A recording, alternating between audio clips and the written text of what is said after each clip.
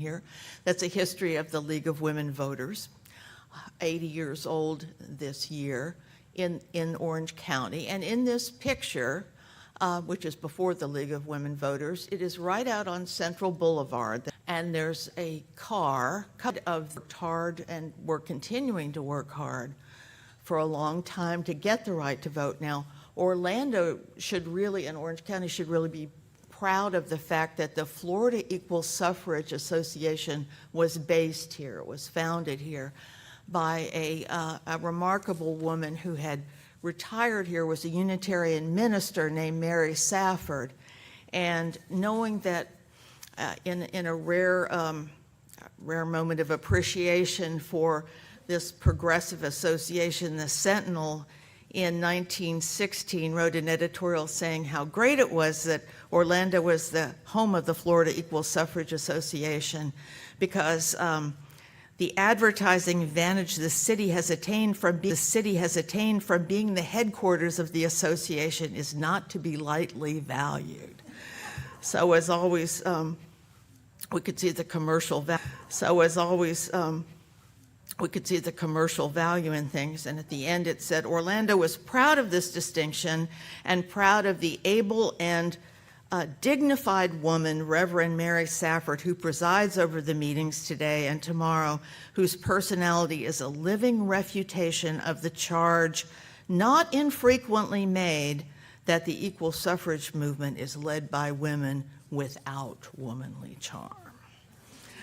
So you can sort of, that gives you a little hint of sort of the attitudes of the time that the women who were fighting for the vote had to counter.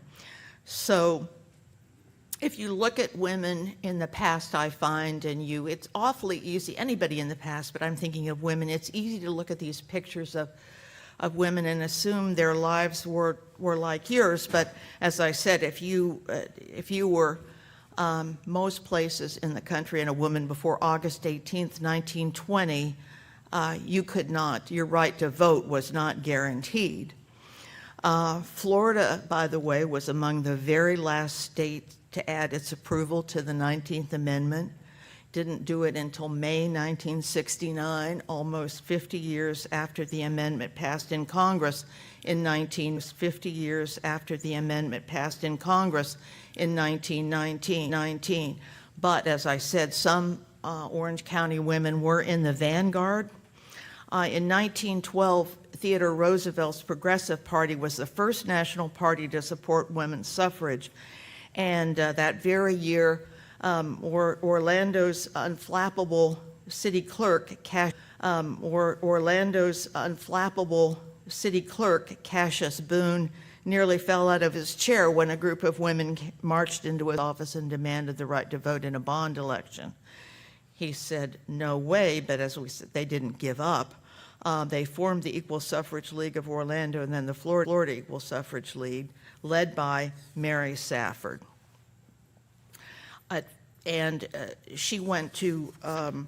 She spoke during a public hearing in Tallahassee on a proposed state constitutional amendment to give women the vote. And at first it looked like it didn't have a chance, but it did at least get out of the committee, but not by the necessary vote needed. So even women being able to vote then was considered quite controversial. According to an essay in the Sentinel, one of the arguments was if you make women equal to vote, then they have to be equal to in all respects. Oh my goodness, they might even have to be in the Army. Wasn't that an amazing idea?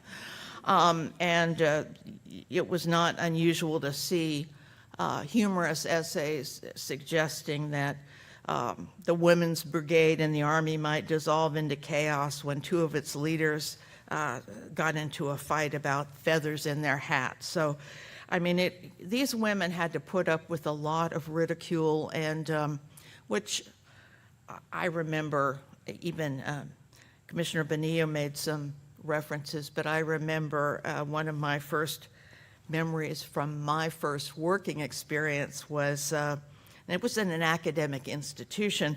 I was told that all the girls in my workplace were expected to take turns making coffee.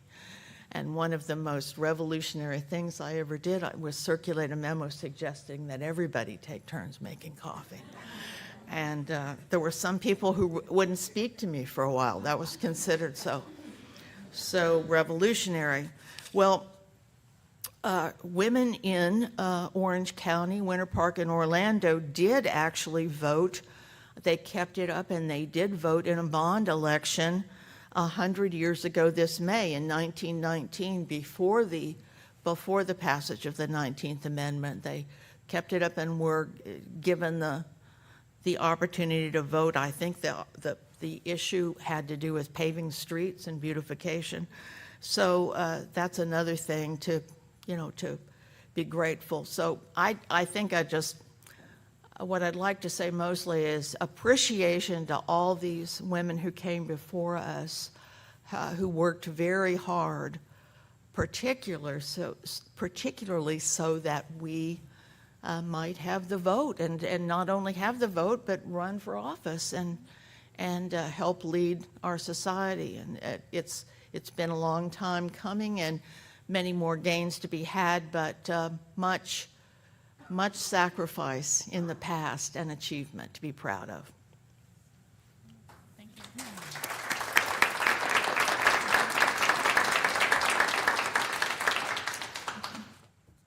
Thank you, Joy. Next, we have N.Y. Nathiri. She's an executive director of the Association to Preserve the Eatonville Community, Inc., PEC. She has worked in the field of historic preservation for almost 30 years. During that time, having spent on behalf of her hometown, Eatonville, Florida, which is popularly known as the oldest incorporated African American community in the United States. She has also led the levels of government as well, from national foundations such as the Andy Warhol Foundation. She currently serves as the Vice President for the Cultural Heritage Tourism on the Board of Directors for the Historic Black Towns and Settlements Alliance.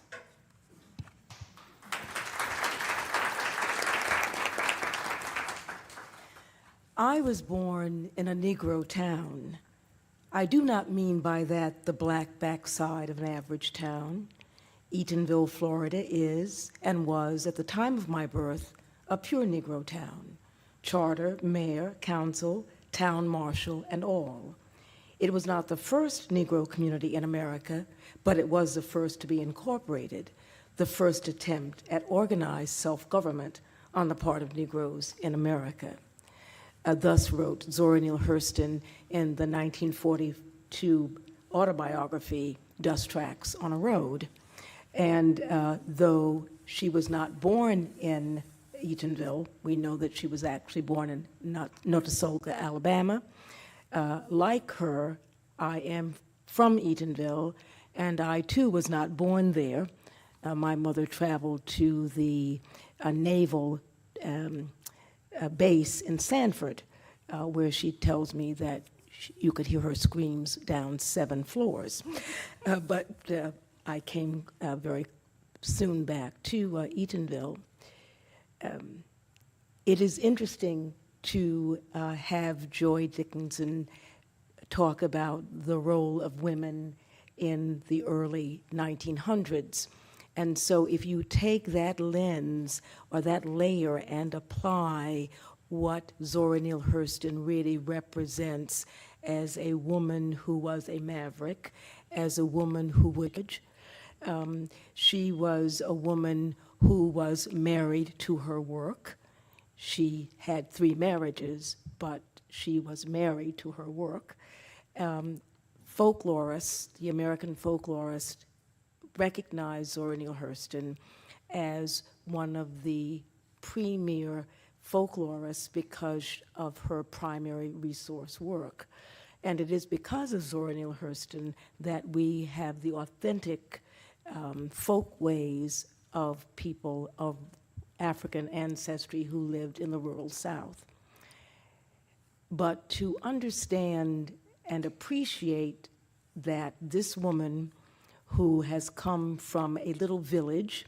And when she talks about her native village, that is because in the time of Zora Neale Hurston, there might have been about 100 people in Eatonville, and that she would commit to doing primary research, that is, sitting and listening and documenting the stories on Joe Clark's store, that she recognized that there was a beauty and a dignity about what she was hearing, and that she would have the unmitigated gall to write the dialect of those people, understanding that at this time in America's history, dialect, black dialect, was a way of verifying or confirming that those who spoke it were less than standard English. To really have the chutzpah to do that showed a kind of intellectual bravery. She is acknowledged now for her classic work, Their Eyes Are Watching God, where she really used that language, that dialect, and turned it into lyrical English literature.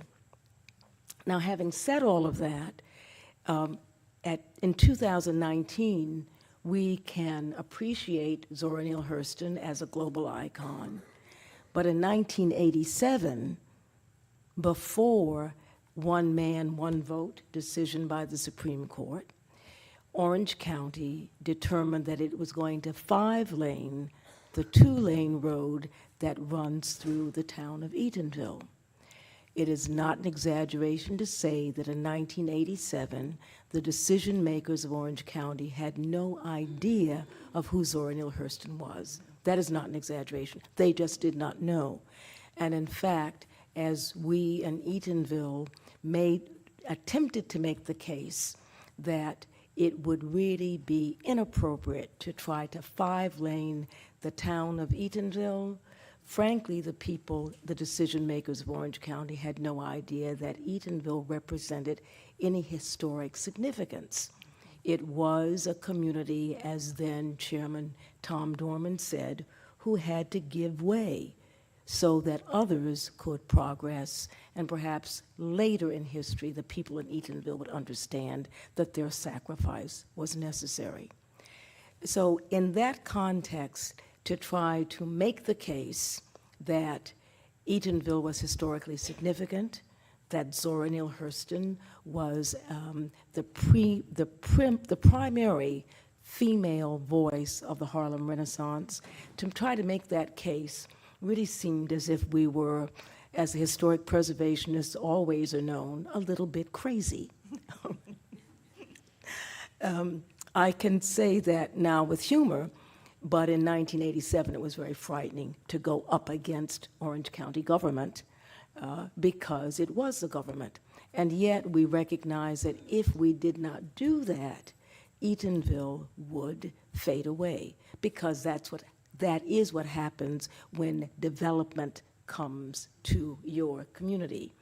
Because when development comes to your community, you cannot afford to stay in your community because the property taxes are too expensive. That's just the way it is. So we talked amongst ourselves, and understanding now that in Eatonville, the road was known as East Kennedy Boulevard. In Maitland, it was known as Lake Avenue. And in fact, there really was a coalition from the very beginning, because the people in Maitland did not want their community destroyed. And we saw that if we could work together and make that case, that we could be successful, if we could keep the county from turning dirt for 5 years. Okay. So the question came, all right, so you all think that you have an important community and you all think this, but really, how can you make that case to the public? Zora Neale Hurston Festival of the Arts and Humanities. That's exactly how. Most of us were school teacher types, or in my instance, a librarian type. And so we needed to be careful not to be nerdy, not, lecturing to people. So it's a festival. We'll have fun as we try to inform the public about who Zora Neale Hurston is and why Eatonville is successful as a community and should be treasured.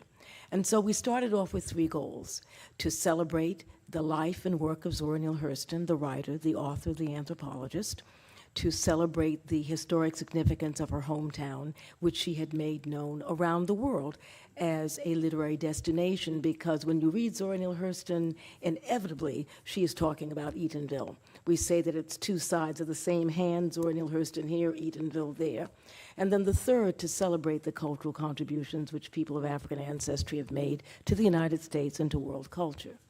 All right, so that's what we were going to do. In 1990, Eatonville's population was about 2,200 people. At the first festival, we had 10,000 people coming from around the country. Actually, that's not hyperbole. We actually could count those people because of the different programs that we had. It was really quite astonishing. The Orlando Sentinel came to us and said, NY, do you think black people could afford to pay $29 for a book? I said, well, it depends on the book. And they said, but they came, that's light humor to say, they came because they saw a commercial opportunity, because we really had made the case. I mean, who knew that that Eatonville, Florida, would attract this kind of audience? This before now, ecotourism, cultural tourism, heritage tourism, those were not parts of the lexicon. So this business of the niche market, that people would actually want to come and discuss and enjoy arts and culture and history and heritage, that was something quite different. So 30 years later, we have just completed our 30th annual Zora Neale Hurston Festival of the Arts and Humanities, and we have become a textbook template for cultural heritage tourism. We are an award-winning, nationally recognized event for authentic presentation of cultural heritage by the National Trust for Historic Preservation, the National Endowment for the Arts. We were included as a model for small, economically challenged communities, because as we sit here, Eatonville is still known as a low socioeconomic community. That really is the reality. But the richness of the culture and heritage draws people from literally all over the world. And so as I close my remarks, I want to acknowledge the University of Central Florida, which hosted the 13th Biennial Collegium for African American Research, called CAR. That's a group of scholars from Europe who were joined by the World Conference of Mayors, with mayors from West Africa and from South America and the Caribbean, and by the Historic Black Towns and Settlements Alliance, with people from Texas and Louisiana, Mississippi, Alabama, Florida, and Georgia.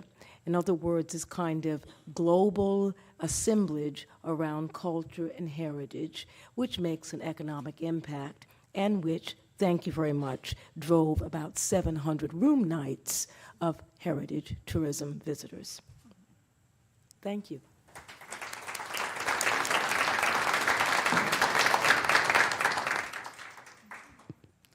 Last but not least, Betsy Franceschini. Since her arrival to Florida in 1985, her 30-plus years of effort have been focused on serving the community in the areas of cultural awareness, civic engagement, Hispanic community empowerment, advocating on issues to increase the quality of life of Latinos in the state and nationally. She is currently the Senior Director of Florida and Southeast Programs and Policy for Hispanic Federation. She previously held the position of Florida Director for the Office of Puerto Rico Federal Affairs Administration, representing the government of Puerto Rico and the million Puerto Ricans residing in the state. She was elected as one of the top national Latino leaders to meet with President Obama to discuss Hispanic issues. She has received multiple awards and recognitions since 1999, among others. Thank you, Commissioner. I really appreciate you hosting this magnificent event. First, I want to acknowledge all of the women leaders that are in this room today. That all of you, I know, are doing a great job in your respective roles to make this a strong community. And I know many of you, and I congratulate you also. I come from a humble beginning, from a working family. I want to dedicate today's event to my father, who's 91 years old today. Today is his birthday. He is, struggling. His health is not doing very well, but he was my inspiration, him and my mother. He taught me the passion and the commitment and the love for community service. My father was a union leader with the United States Steel in Chicago, and always talked to us about making sure that we got involved in defending people's rights, because those, as Joy mentioned, we sometimes take it for granted, but we have not always had these rights. And when I came here in 1985, I'm originally from Puerto Rico. I grew up in Chicago, and then part of my life also on the island. But I came in 1985, and there was barely anybody that spoke Spanish. I actually was faced by a lot of rejection and discrimination because of the color of my skin, because I spoke Spanish. And, those are things that made me even think, okay, we have to do something to defend our rights, to make sure people know who we are. At that time, there was a lot of misinformation about our people, that we were coming, that we, just like we hear today, right, in many aspects. But, the important thing is to make sure that you connect. I became a member of the Puerto Rican Association of Central Florida, became president there, and started engaging in the community, helping entrepreneurs develop their own business, making sure that people understood, the political process and the importance of getting involved, registering to vote and voting. I have to say that, I have a lot of people here that walked with me in making sure that that message got out, that we engage our people, that we empower our people. I've had the honor of an opportunity to be part of organizations and agencies like the Puerto Rico Federal Affairs Administration, also Hispanic Federation, where we were able to connect with different organizations and people and in the community and develop programs to help improve the quality of our people in the community. So it is important. I think, the key is do not stop, keep going, inspire, identify what it is you love and do it. Serve others with that you love, because we all have something to offer. And as women, we have come a long way, as many of you know and have read. We have to take extra steps. You have to demonstrate even stronger because you're a woman. But I think we are, right now in 2019, we are showing that we have genuine talents and power to do what we need to do to make this a better world, a better community. We have experienced people like the one sitting here that could help us along the way and along the journey. But don't give up. I think as women, we need to stand up. As Latinas, and other, minority groups, we have to struggle even more, but we need to make sure that we make a difference in everything we do. Do it with pride. We as women have unique gifts of logic, decisiveness, strength, combined with intuition and emotional conviction. That, as women, we bring to the table. Learning to balance and tap into these gifts as we face challenges, decisions, and opportunities will definitely help us guide our path through our journey of life and be successful. And I want to close with a quote from Oprah Winfrey. I've come to believe that each has a personal calling that as unique as our fingerprint, and that the best way to succeed is to discover what you love and then find a way to offer it to others in the form of service. Working hard and always allowing the energy of the universe to lead you. Woman, this is our time. We must make a difference, and I know we could all together do it and to be a better community. Thank you.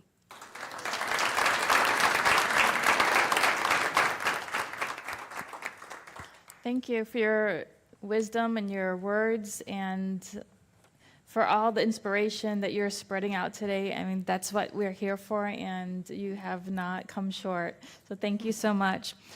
Before we go to Q&A, I would like to recognize our elected officials. We have Daisy Morales from Soil and Water.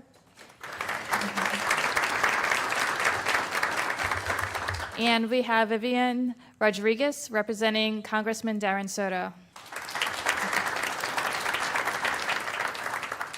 And at this moment, I'd like to open it up to Q&A, and I have my aide, Jeanette Martinez, here with the microphone to go around. And so anyone who wants to ask any questions, you could just raise your hand, and she'll come to you. No questions? There, we got one. Okay, got a couple. Well, it's really not a question. I just want to acknowledge that everyone that's sitting there, we are very proud of all the work that you've done as women, especially for Betsy Franceschini, who I know personally, who's a dear friend. Congratulations. And I just want to acknowledge, all women leaders, all the work that you do, especially Commissioner, for bringing this event. I'm very proud of all the work that women are doing. And as they say, this is the year of the woman, so continue doing the great work. Thank you.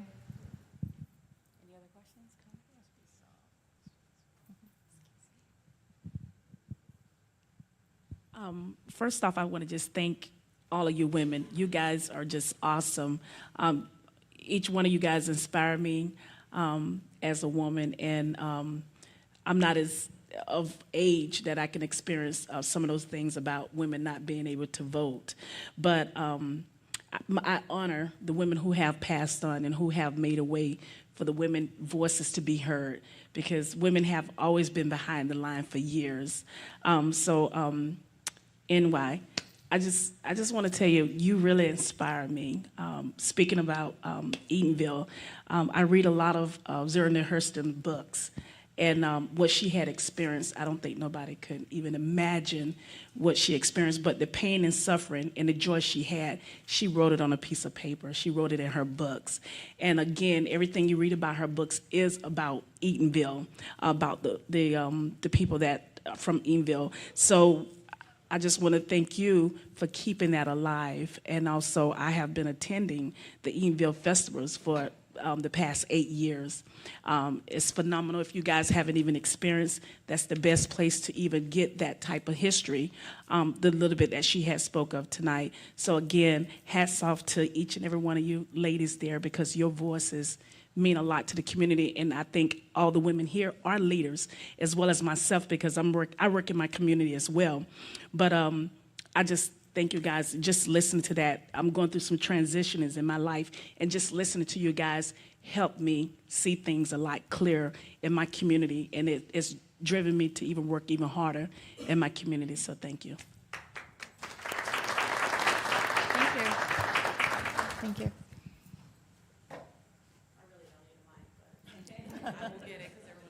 So I just want to know, how do you get involved as a Hispanic woman here in Orlando? I had a lot of needs. I came here, I didn't know anybody, I didn't know how to connect, I didn't know how to get resources, help my family.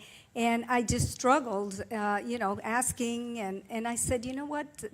And I've heard a lot of friends talk about the same thing, and people come up and say, I have these needs. So I said, I have to do something to give back to those that helped me during that process.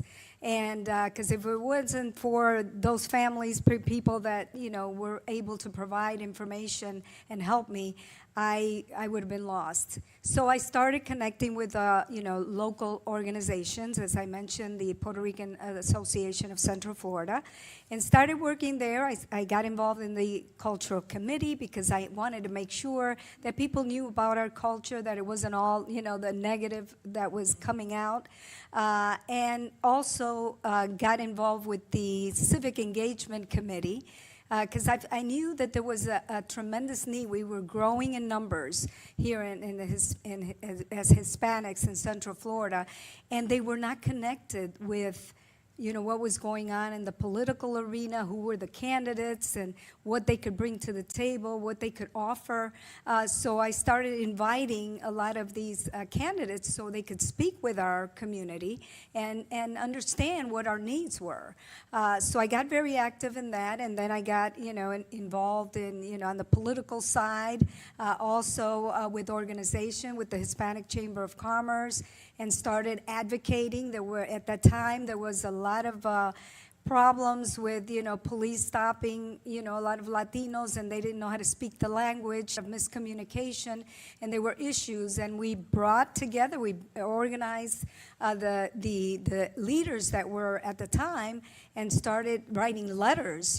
We need more of policemen to work in the police force, so that speak Spanish and understand our culture. We did the same thing with teachers. There weren't that many Spanish-speaking teachers or bilingual teachers, and our children were struggling. They didn't understand them. They thought maybe they were, their IQ was low, and it was basically that they didn't understand the language, the culture.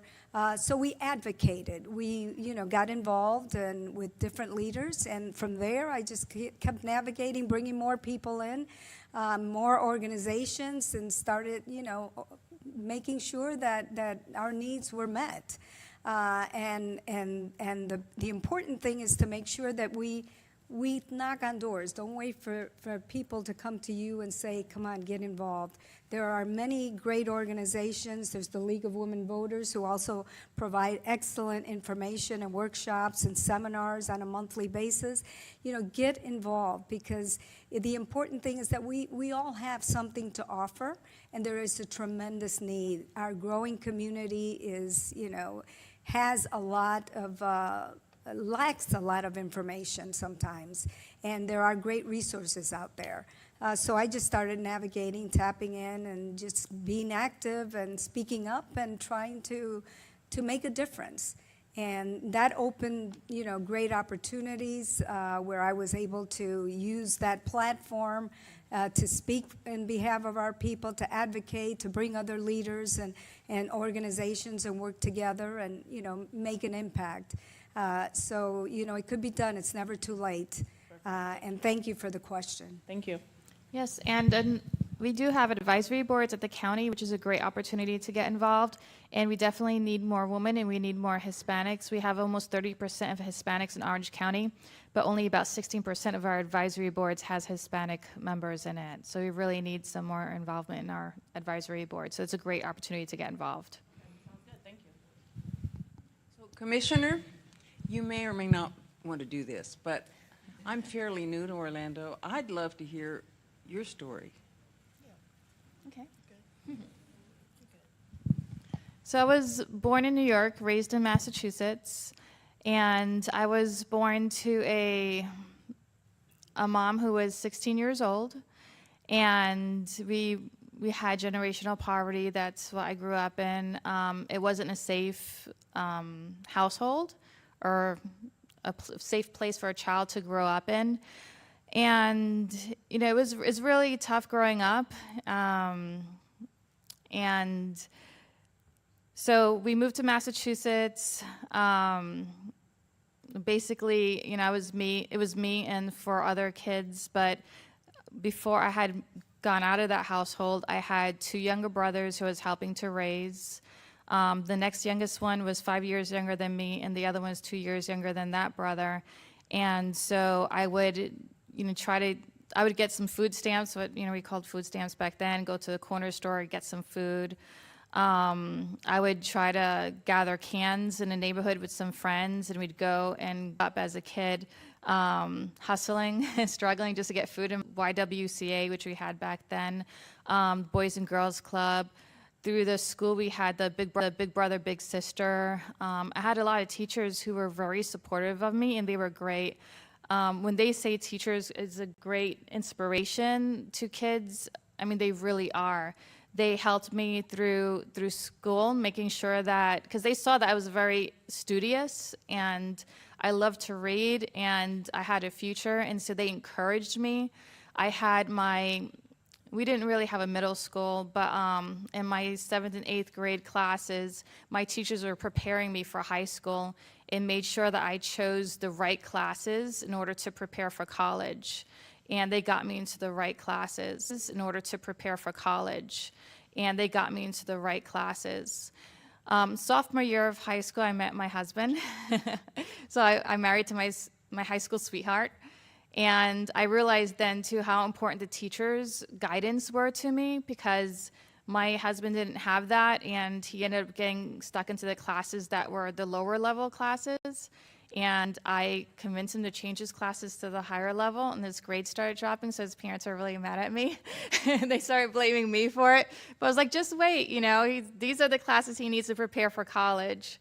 So, but to back up, I did, about the age of 9, I did move out from living with my mother to living with my grandparents. My grandfather was a big inspiration to my life as well. He made sure that I believed in myself, and he told me I could do whatever I wanted in life. And he really inspired me and pushed me. And he had such a good heart. He was a good man. But there was a lot of trouble in my family. Again, like living with my grandparents too. He was an alcoholic. He was abusive, not to me. So the story that they tell me is when I was born, my mother came home with me and had this baby, and he was drunk. He was like, "Let me see that baby." And I'm repeating the story that they tell me. "Bring that baby over here. Let me see that baby." And my mother says that she was so scared that he was going to drop me, and she put me in his arms, and he looked down, and they said it was like love at first sight. So that's the story they tell me, and and I think I remember this too. I used to lay in he had this big round belly, and I used to lay in his belly while he watched Star Trek. So I'm a Trekkie right from birth. So I used to watch Star Trek and Star Wars and all those sci-fi movies, and he did watch Westerns too, and I found them really boring though.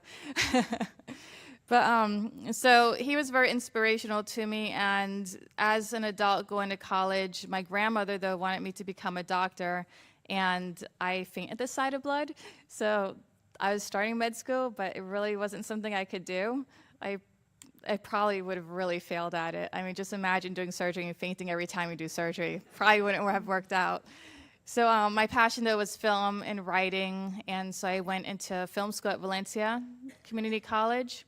I was actually pregnant with my first child at that time, too, so I was going through film school pregnant, and everyone was so supportive there. And then I went to UCF for my bachelor's in writing, and then I had a business that I ran for 10 years doing weddings. We started off with wedding videography, and then I expanded it to photography and DJing planning. And I'm proud to say at that time it was the biggest, best wedding business in Central Florida. And I decided to close it, though, because it was during Saturdays, which I wanted to have a second child, and my first child was getting older to the point he wanted to do sports. So I couldn't really run that business and, be there for my family and get them involved. So I closed that business, had my second child, went back to school for my master's, did business consulting, worked at Full Sail University. That's where I got my master's as well. And then we moved into 6 acres in East Orange County, and that's where my political involvement started. So we had a big development wanting to come in, 4,000 homes and 4,000 acres, and I said, no way, the city isn't going to keep following me, because I was born in New York and raised in the city most of my life, and I wanted to raise my family on a farm. We called it our family. And so I went to a community meeting. There was about 300 people there. I worked with the other neighbors, and I said we should start a movement, and we should call it Save East Orlando. And that movement was started. We gained 10,000 petition signatures, but our commissioner wasn't listening to us. And when elections started coming up, this is what women do. We just wait by the sidelines. I was waiting for someone else to run who I could support. The 2 men who decided to run was also in support of this development. So I said, well, if no one else is going to do it, I'll do it. So I decided to jump in, and I ran my race against 3 other men, and I won. No one thought I could win, and I did. It was a district I wasn't supposed to win in, and here I am, the first female of District 5, and a Hispanic at that. And yeah, so here I am today.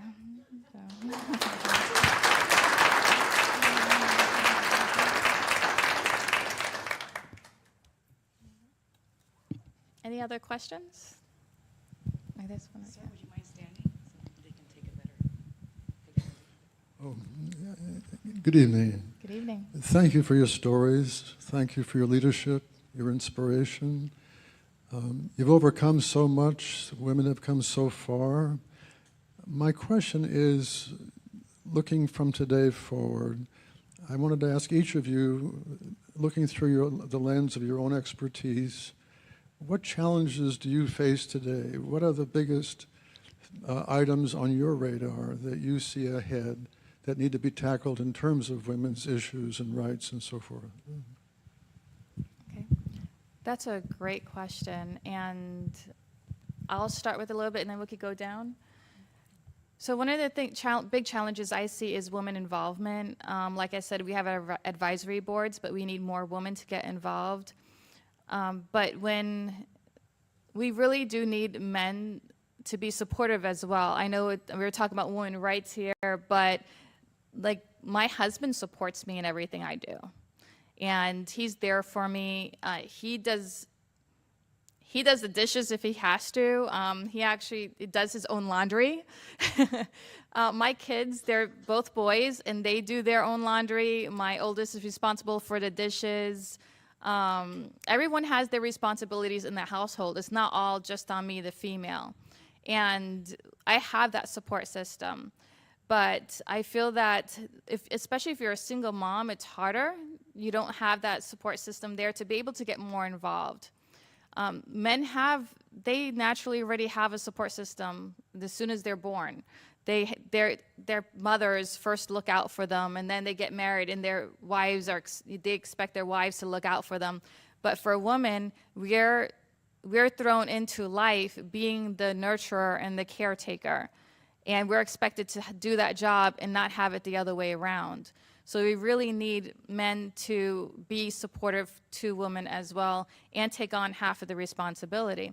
I mean, if we're expected to go to work and, bring home the bacon and the paycheck, then the men needs to be able to cook that bacon too when we bring it home. So it needs to be a two-way street, and it needs to be equal. And the world is different now. It's not just woman roles in the household anymore. It should be equal and fair and go both ways.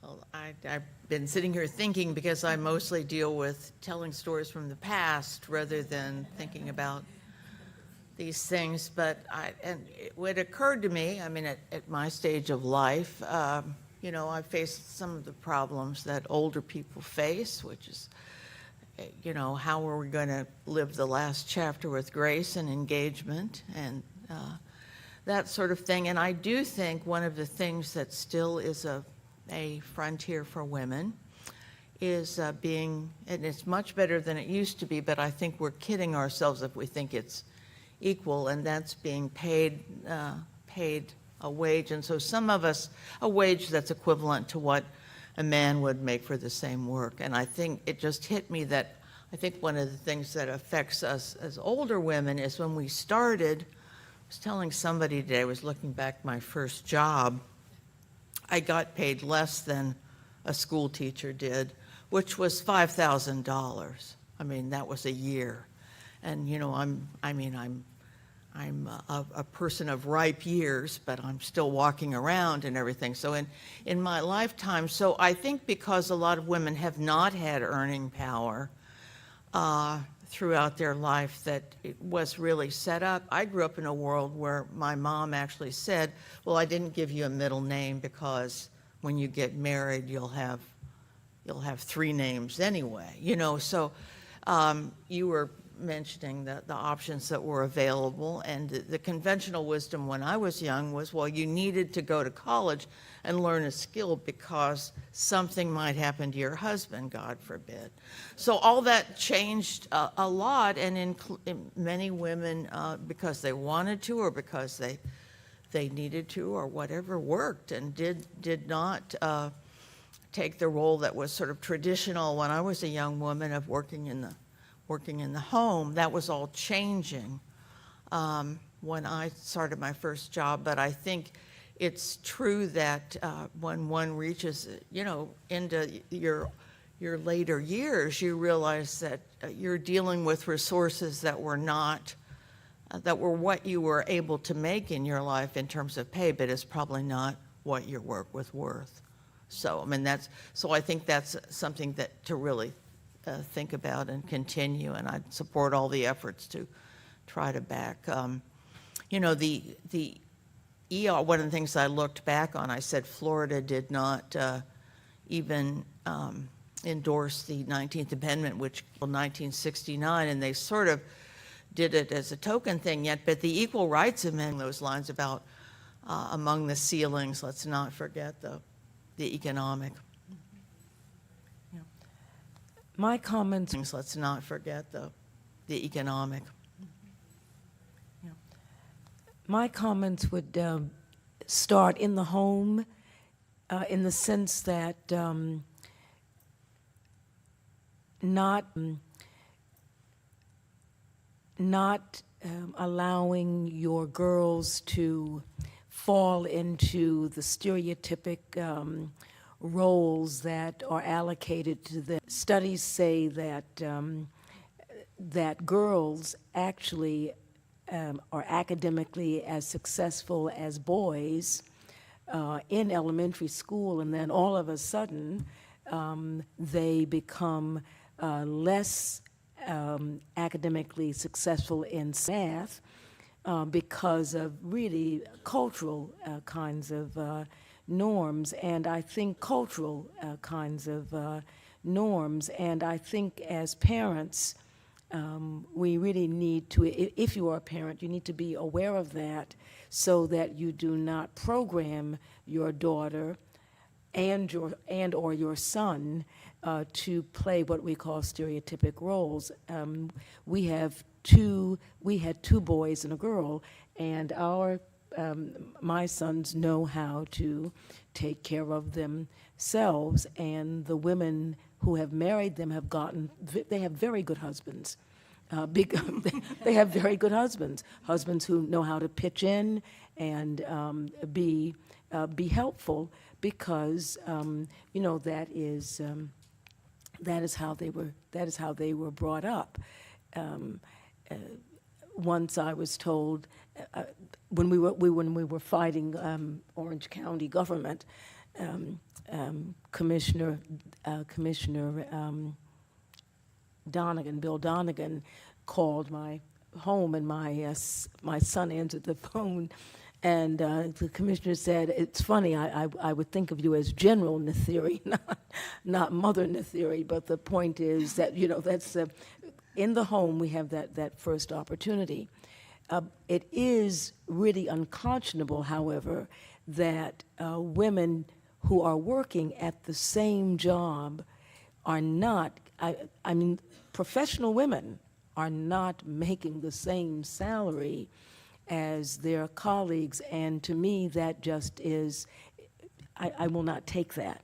I will not accept that, because that's a holdover from another era, but it seems to still be in place. And I do think that when it comes to economic equality in terms of women, that is a fight that really needs to be seriously undertaken by data and by advocacy, because the dollar is the same whether you are, whatever your gender, and if you are producing that quality of work, you need to be compensated in that way. And it's quite, each time I read in the New York Times of what's going on in Silicon Valley or what's going in corporate America.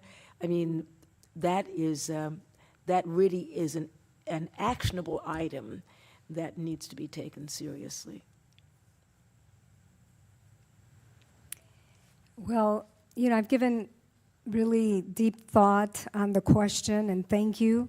As a woman, we are always juggling, between family and the pressures of community and our responsibilities as a job, responsibilities in family. We are, as a baby boomer, which I am very proud to say I am part of, we are called the ham of the sandwich because we care for our children, care for our grandchildren. Then we have on the other side aging parents. One of the concerns that I have, although I have a very supportive husband who is here with me today, and loving children who have helped me throughout my whole process, and my parents to become, successful and be able to contribute the way that, my passion and my drive takes me. But one of the things that moving towards the future we must be very, very active and advocating is for our elderly. Now that I've been caring for my father, my aging father, who his health is declining, I've seen the challenges that our older population are facing with some of the, nursing facilities, rehab facilities. If, I have taken a leave of absence and to care for them, and if I hadn't been there advocating for him, he would not be with us today. We really have a serious, serious problem with the care of our aging population. And this is something that we all must look into, elected officials take care of, look at, because it's very poor, the services and the facilities that are taking care of our aging population. And I think we, need to step up and speak up and make sure. I had one that I had to report to the state. The conditions, I was not only advocating for my father, I was advocating for those that didn't have anybody, that were there, that were crying, that were needing, that were dying.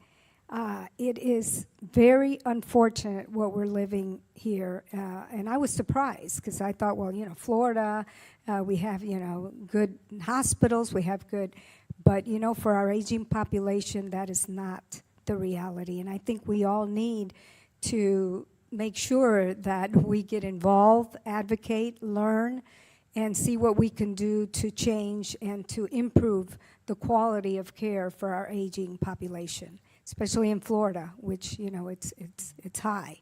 The population that is going into needing health care, needing, facilities. I've opted to take my father back home and just take care of him there, because what I've seen and the pain that I've gone through and what my father has had to face, and I see many in those facilities suffering and not a lot of people speaking up for them. So that would be my goal and mission moving forward. Are there any other questions? On this side, any questions? I had a question, actually. Jeanette, we have one up here. Okay. About the advisory boards, that was interesting when you said how do people apply to be on advisory boards or get information about that? So we have a board of appointees from the commissioners. So we each choose a person to put on this board that's called the MMRB. And they go out, they try to recruit people to get onto these boards. And people could also apply on the website, in the Orange County website. And they take those applications, and then they pick someone from that list of applications to appoint to these boards. Thank you. There's one out here. Please stand. Thank you. You said there's an MMRB. What's that? It's a good question. I can never remember what it stands for. But it's membership something, something, something. Yeah, I can never remember. We have acronyms, like in the county and government. You can't remember what half of them stand for. Any other questions? Oh, there's one. I was at the meeting today. I am in insurance and investments. And 40 years ago, I was the only Hispanic person with New York Life in Orlando. And today there were 110 women and Hispanic people. So the power, the economics is growing so much. We really need representation, and we need to be more aware of what is happening in the community. And like you said, being involved, Emily, that's so important. But we need more knowledge, we need more education about voting, about what our goals and what do we stand for, because many people don't understand the difference. Even within the parties, I had asked, what do you stand for, or what is it, and people don't understand it. People just don't understand many of the areas because we're raised in different societies, different mentalities. We need to educate more people. Thank you for all what you do.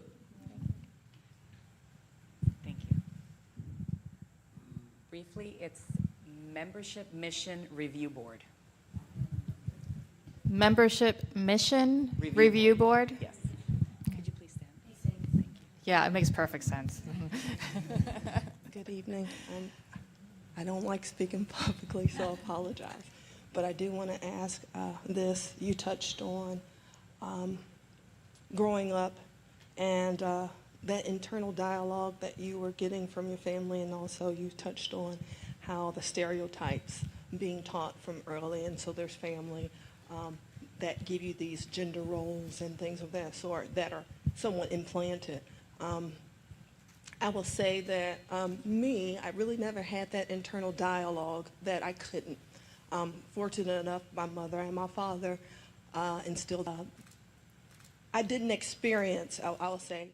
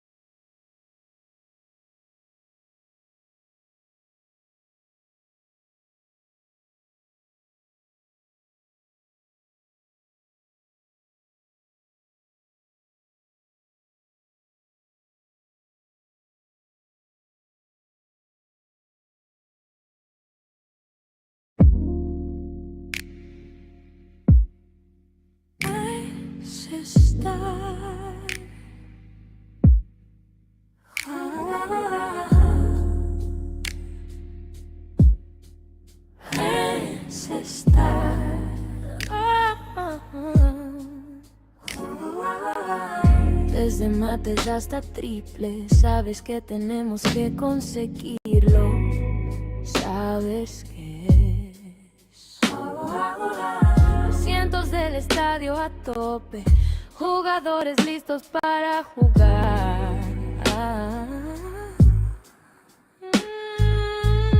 El árbitro explica las reglas y los entrenadores no paran de motivarse.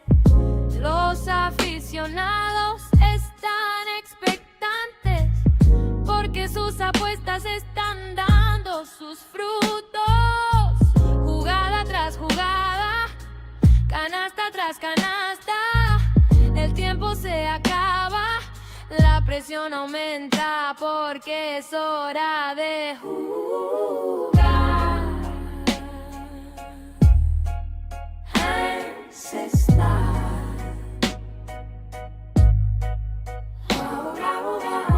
Desde mates hasta triples, sabes que tenemos que conseguirlo, sabes que de cuarto en cuarto, de ciudad en ciudad, de país en país, es hora de jugar. Ancestral.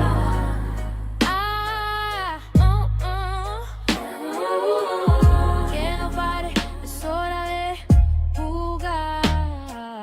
Nadie puede pararnos, es hora de jugar.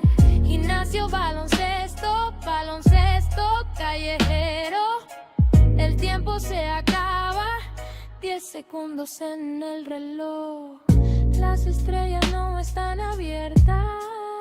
¿Quién va a tirar? Hora de jugar. Hora de, hora de, hora de, hora de encestar. Hora de jugar.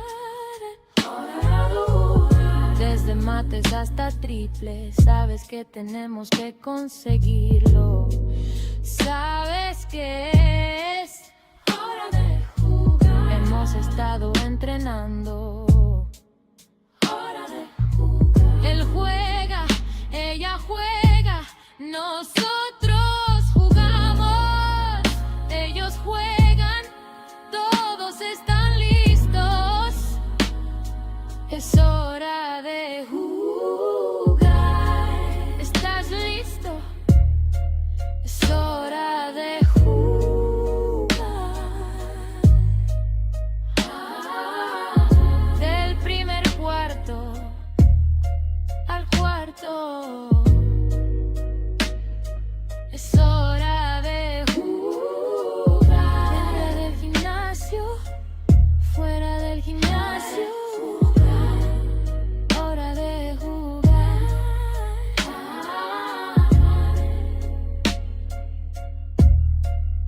Hora de jugar. Hora de jugar.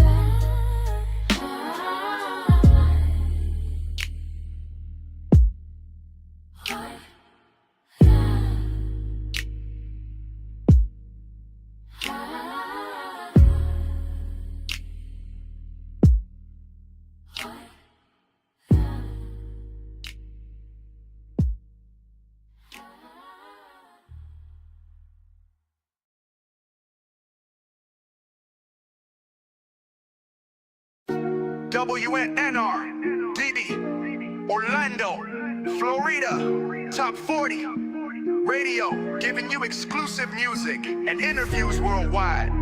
Are you listening? Are you ready for the exclusive music giving you the sound that your ear needs? WNNR-DB, Orlando, Florida, Top 40, radio. Take the journey, take the ride for this eargasm that will give you the vibe that you need. And we might give you a bit in the music to get lit, or we may give you something that'll make you fall back. Let's go. Let's go. WNNR-DB, Orlando, Florida, Top 40, radio. Station. Let's go.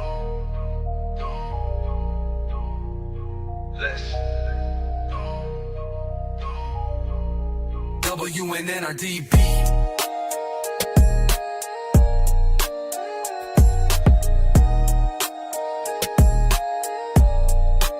Station. Let's.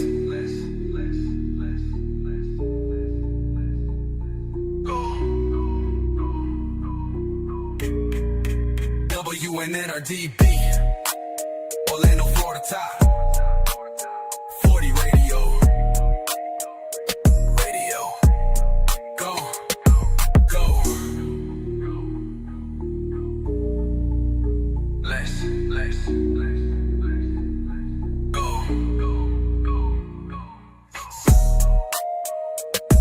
go.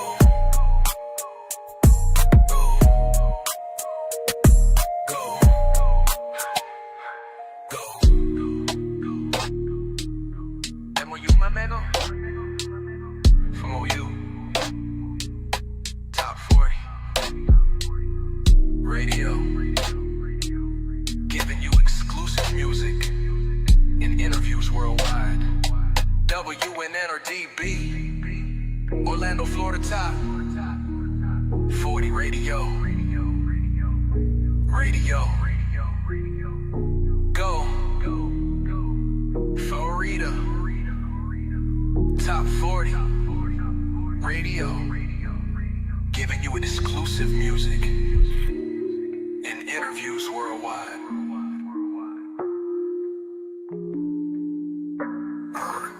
Dope.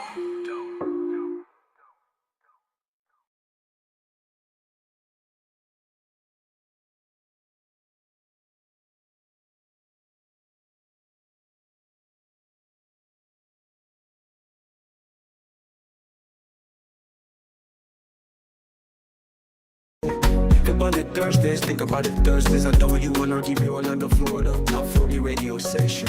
Giving you exclusive music and interviews worldwide. Bring you that heat from indies and majors worldwide. We're discussing topics exclusive in the news, local and worldwide. Highlighting current events internationally and on social media. Hot topics, blue fight to you by NFL Plus, NFL Plus, NFL Plus.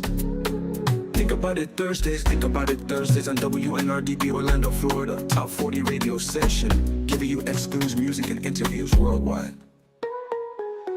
For more information, go to www.djnothin.com. Follow at DJ Nothin at Orlando phone, all social media outlets. Serious inquiries only. Think about it Thursdays on WNNR-DB Orlando, Florida, top 40 radio station. Nothing Nice Radio.